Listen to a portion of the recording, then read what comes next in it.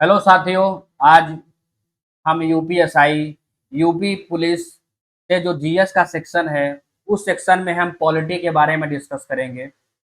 Polity का जो पहला टॉपिक है प्रस्तावना, जिसे हम प्रियम्बल बोलते हैं, उसके बारे में हम लोग आज पढ़ेंगे। तो यूपीएसआई यूपी पीसीएस से रिलेटेड जितनी भी आपको जानकारी चाहिए, जीएस से अगर आपको स्टडी करना है तो आप इस चैनल को सब्सक्राइब करिए और डेली आपको अपडेट मिलता रहेगा और ये कंटिन्यूएशन चैनल चलता रहेगा और ये चैनल बाइलिंगुअल में आपको पढ़ाएगा। आज तक जो है आप किसी भी चैनल पे देखिए, हिंदी में मिल जाएगा और इंग्लिश में नहीं मिलेगा। तो ये चैनल ज़्यादातर फोकस है दोनों मीडियम के माध्यम, इंग्लिश और हिंदी दोनों बाइलिंगुअल चलेगा। चलिए हम स्टार्ट करते हैं प्रियम्बल। प्रियम्बल को स्टार्ट करने से पहले हम थोड़ा सा जान लेते हैं प्रियम्बल होता क्या है।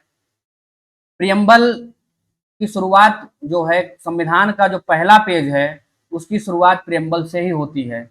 उदाहरण के तौर पे कोई भी किताब उठाइए तो उस किताब में आपको पहले उस किताब के बारे में लिखा होता है, जिसे बोल जिस चीज का उसे बोलते हैं क्या, प्रस्तावना।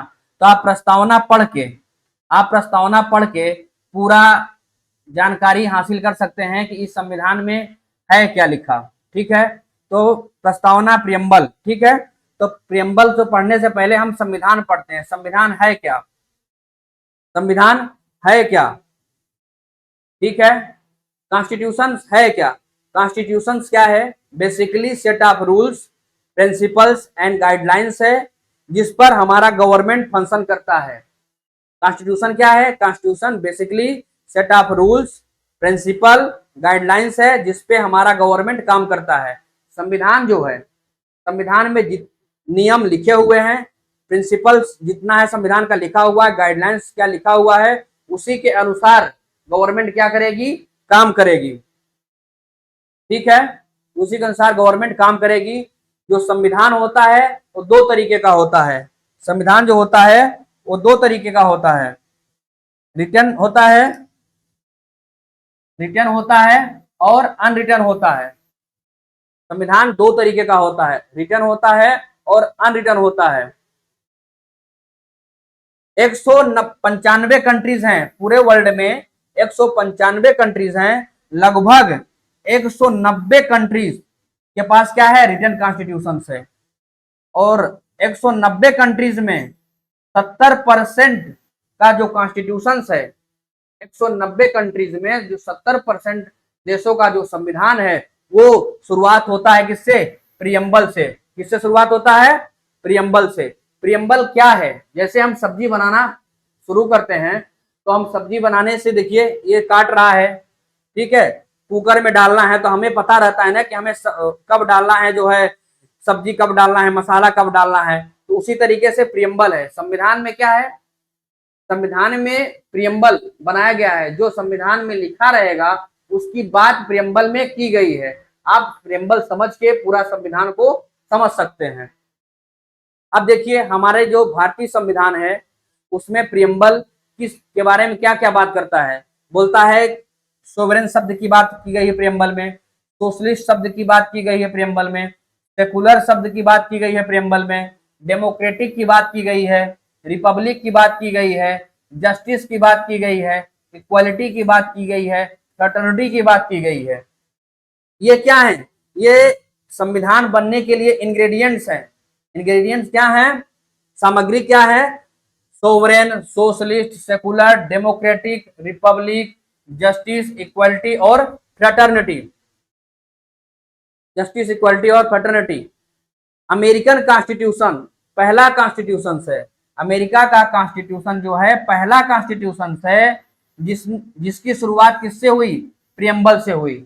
American constitution is the first constitution to begin with a preamble. Bharat का जो संविधान है, भारत का जो संविधान है, जो प्रियम्बल लिया गया है वो ऑब्जेक्टिव रिजोल्यूशन के बेस पर लिया गया है। किसके, ऑब्जेक्टिव रिजोल्यूशन के बेस पे लिया गया है, जो पंडित जवाहरलाल नेहरू ने पेश किया था 13 दिसंबर 1946 को। किसमें, संविधान संशोधन में। इन्होंने कहा था कि ऑब्जेक्टिव रिजोल्यूशन जो है हमारा इंडियन कॉन्स्टिट्यूशन बनाने का विजन है।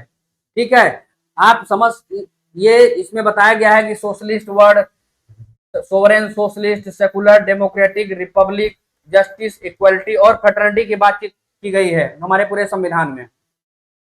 यह भी देखिए, आप टेस्ट भी देख सकते हैं, ये इंग्लिश में टेस्ट है ओरिजिनल संविधान का, और ये हिंदी में टेस्ट है ओरिजिनल संविधान का।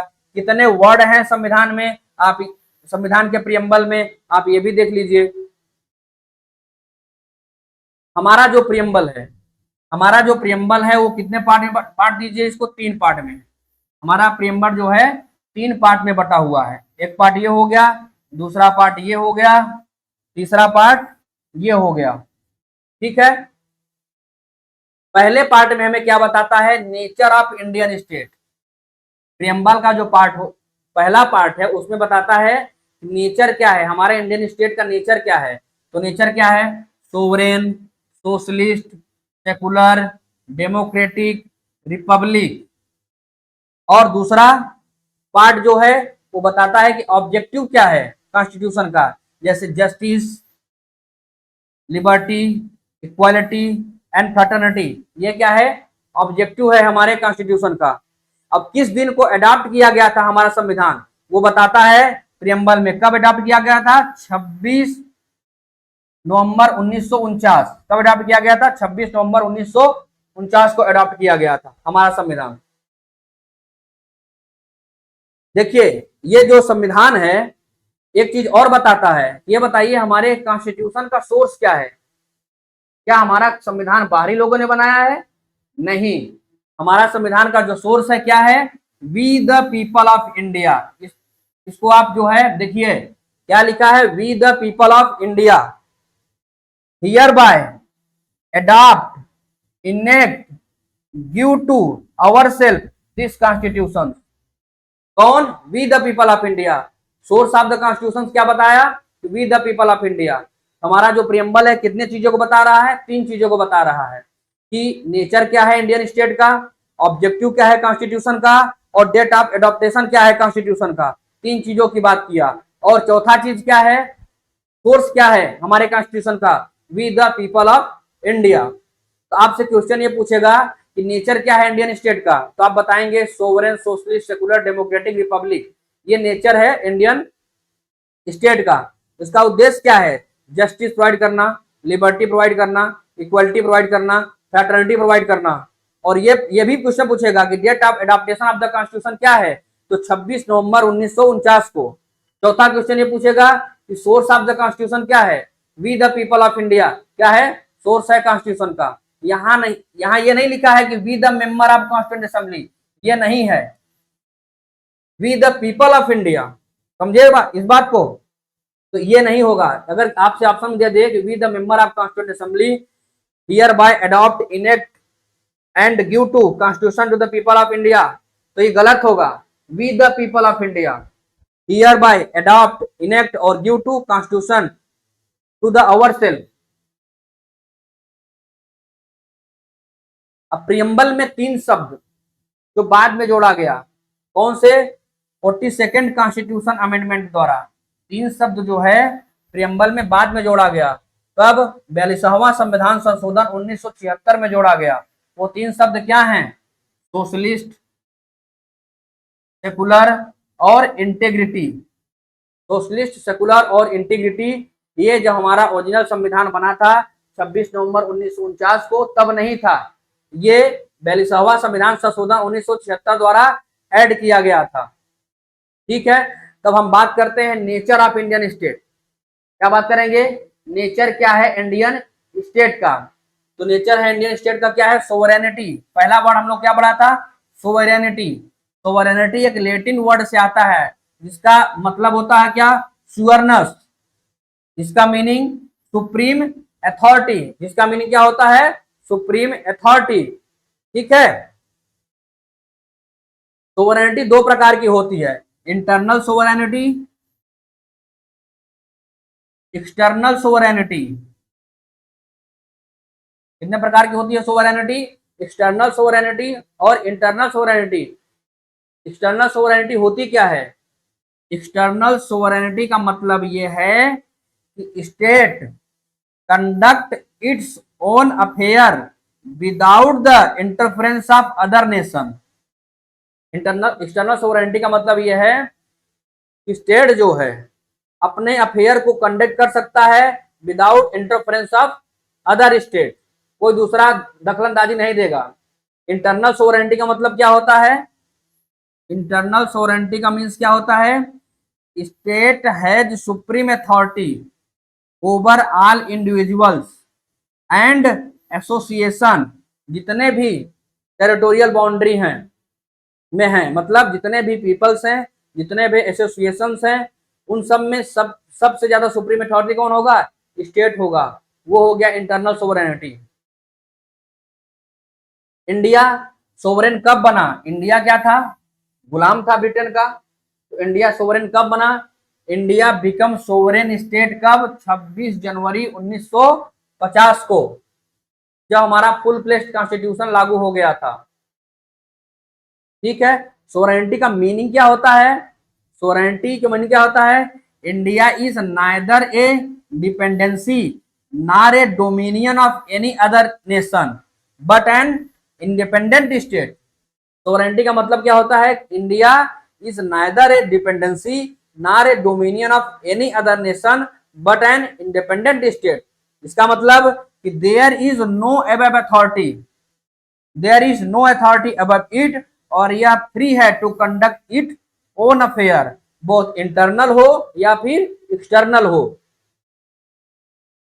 ठीक है। ये बताइए, क्या being a sovereign state, sovereign state होते हुए क्या इंडिया जो है किसी फॉरेन टेरिटरी को ले सकता है? जी, किसी फॉरेन टेरिटरी को ले सकता है, और यहां तक इंडिया जो है वो सीड भी कर सकता है अपनी कोई पार्ट है टेरिटरी का, वो in favour of foreign state.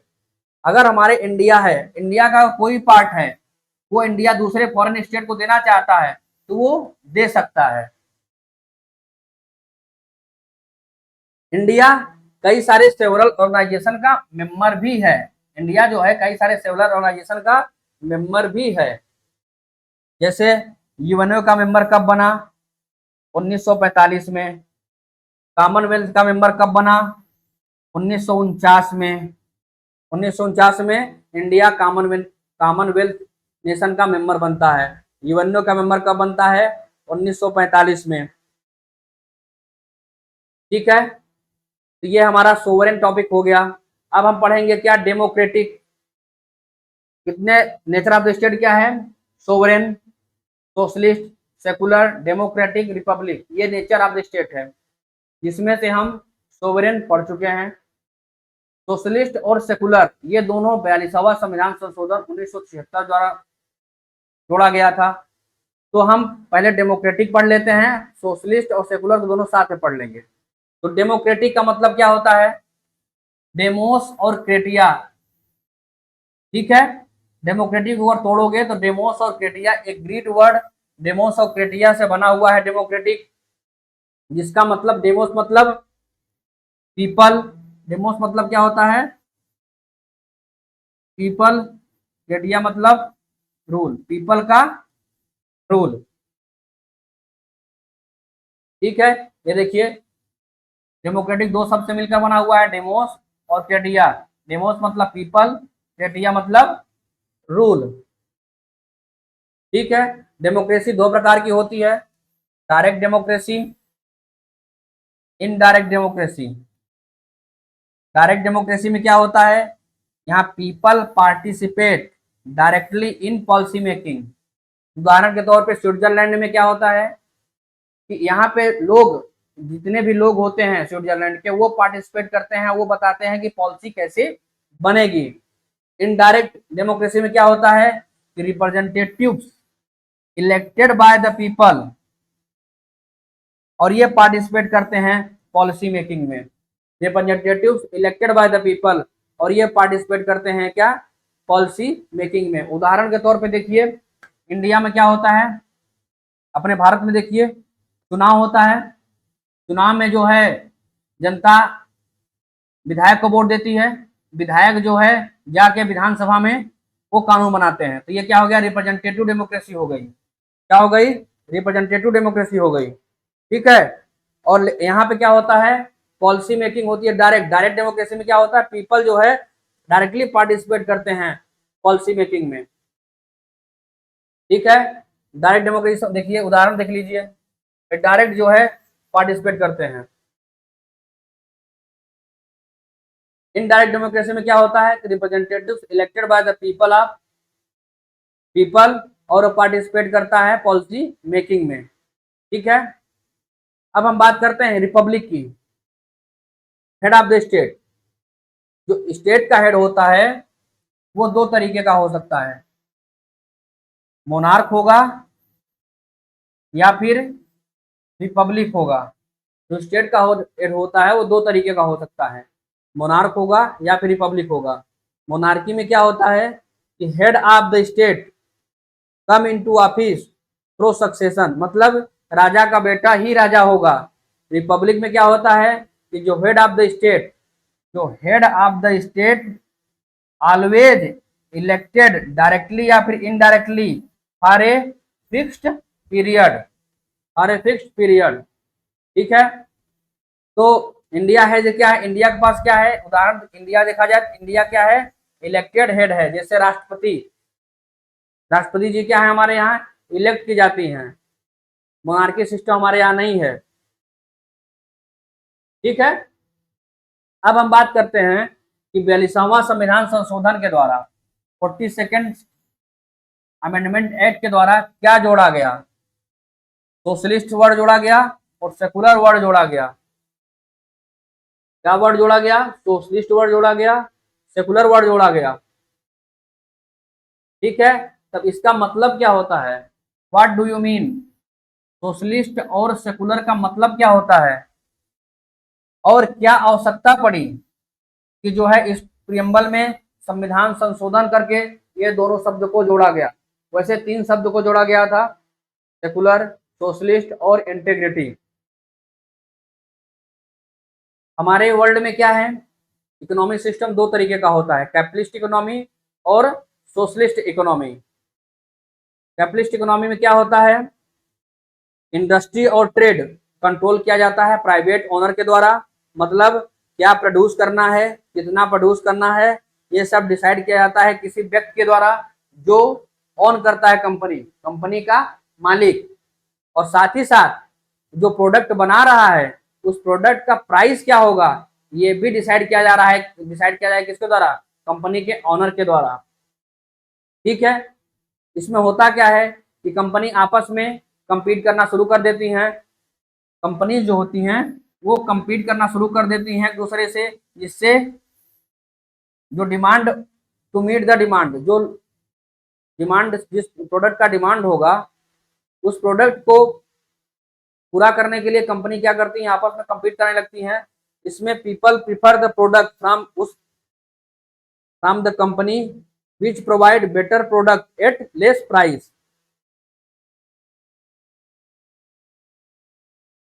ठीक है। कंपनी जो ज्यादा सामान बेचेगी वो कंपनी क्या हो जाएगी, प्रॉस्पर हो जाएगी, ठीक है। कैपिटलिस्ट इकोनॉमी को क्या बोलते हैं, मार्केट ड्रिवन इकोनॉमी।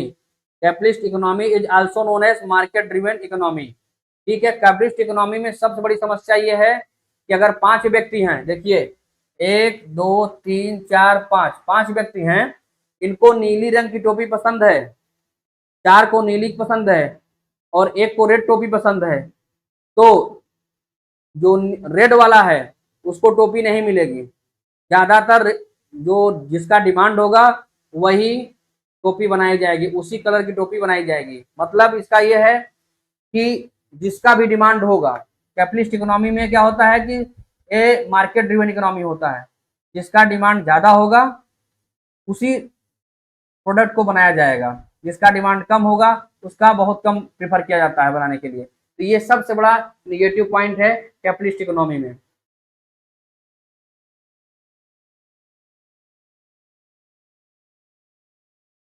सोशलिस्ट क्या होता है कि सोशलिस्ट में सोशलिस्ट में सबसे इंपॉर्टेंट रोल गवर्नमेंट का होता है। गवर्नमेंट जो है प्लान को तैयार करती है, कैसे तैयार करती है प्लान को, सर्वे on people needs wants and concern, ठीक है, और पास कंज्यूमर स्पेंडिंग डाटा को एनालाइज करती है, तो पता चल जाता है कि पीपल्स किस किस का डिमांड कर रहे हैं, उसी तरीके से प्रोडक्शन किया जाता है। अब सोशलिस्ट इकोनॉमी में क्या होता है कि जो पैसा कमाई जाती है, जो पैसा मिलता है, उसमें सभी का बंटवारा किया जाता है, ना कि सिर्फ 1% का होता है। अब सोशलिस्ट दो प्रकार डिवाइड किया गया है, मार्क्सिस्ट और गांधीयन सोशलिज्म। मार्क्सिस्ट और गांधीयन सोशलिज्म। गांधीयन सोशलिज्म क्या होता है? गांधी जी का मानना था कि सेल्फ सफिशिएंट विलेज रिपब्लिक बने। दूसरा क्या मानना था कि विलेज जो होना चाहिए क्या, सेल्फ डिपेंडेंट, कैसे इकोनॉमिकली और पॉलिटिकली क्या होने चाहिए, सेल्फ डिपेंडेंट होने चाहिए, और जितने भी रिसोर्सेस हैं विलेज का वो ज्वाइंटली ओन्ड किया जाएगा, और एवरीवन, उसमें सब लोग मदद करेंगे जितना वो कर सकते हैं। ये गांधी जी का प्रिंसिपल है, ठीक है। लेकिन हमारा जो इंडियन कॉन्स्टिट्यूशन है, इंडिया फॉलो करता है एक मिक्स ऑफ कैपिटलिज्म और सोशलिज्म। एक केस आया था डीएस नकारा versus union of India case 1983 का। उसमें बोला गया Indian socialism is mix of Marxist socialism और गांधीयन सोशलिज्म। हालांकि इंडियन सोशलिज्म ज्यादातर झुकाव गांधीयन सोशलिज्म की तरफ ही है। ये बात बोला गया है कौन से केस में? डीएस नकारा वर्सेस यूनियन ऑफ इंडिया 1983 में। तो ठीक है, जब ये दोनों वर्ड मिल जाते हैं, सोशलिस्ट में मार्क्सिस्ट और गांधीयन सोशलिज्म जब मिल जाते हैं, इन दोनों वर्ड को ऐड करके एक वर्ड तैयार किया गया जिसे बोलते हैं डेमोक्रेटिक सोशलिज्म। तो इंडिया में न मार्क्सिस्ट सोशलिज्म फॉलो होता है, न गांधीयन सोशलिज्म अकेले फॉलो होता है, यहाँ पे दोनों फॉलो होता है। इसीलिए बोला जाता है क्या, यहाँ पे क्या है, डेमोक्रेटिक सोशलिज्म होता है। जिसका मतलब क्या है, डेमोक्रेटिक सोशलिज्म का उद्देश्य क्या है? पॉवर्टी को खत्म करना, इग्नोरेंस को खत्म करना, डिसीज को खत्म करना, इक्वलिटी ऑफ अपॉर्चुनिटी को खत्म करना, ठीक है। 42 संविधान संशोधन के द्वारा दोनों शब्द जोड़े गए थे, क्या? सोशलिस्ट और सेकुलर। तो हम सेकुलर के बारे में बातचीत करते हैं। होता क्या है कि सेकुलर जो है, हर स्टेट का कोई ना कोई रिलीजन होता है। इंडिया के चारों तरफ देख लीजिए, जो भी रिलीजन है, देखिए इंडिया है, इंडिया के चारों तरफ जो भी रिलीजन है उसमें कोई ना कोई क्या होगा, उनका स्टेट रिलीजन है। पर इंडिया के पास क्या है? No state religion. इंडिया के पास क्या है? India is no state religion. India का कोई भी रिलीजन नहीं है। इस्लामिक स्टेट देख लीजिए, बुद्धिस्ट स्टेट देख लीजिए जो नाइबरिंग कंट्री है। स्टेट कितने प्रकार का होता है रिलीजन के बेस पे? 3 प्रकार का होता है, atheist state, theocratic state, secular state. Theocratic state वो स्टेट होता है जिनका स्टेट का रिलीजन होता है। जैसे पाकिस्तान का रिलीजन क्या है? पाकिस्तान के स्टेट का रिलीजन क्या है? इस्लामिक। उसी तरीके इंडिया का क्या है? कोई स्टेट रिलीजन नहीं है, इसलिए इंडिया क्या है? सेकुलर है। और जिसपे no religious activities are allowed here, वो स्टेट क्या होता है? एथिक्स स्टेट होता है।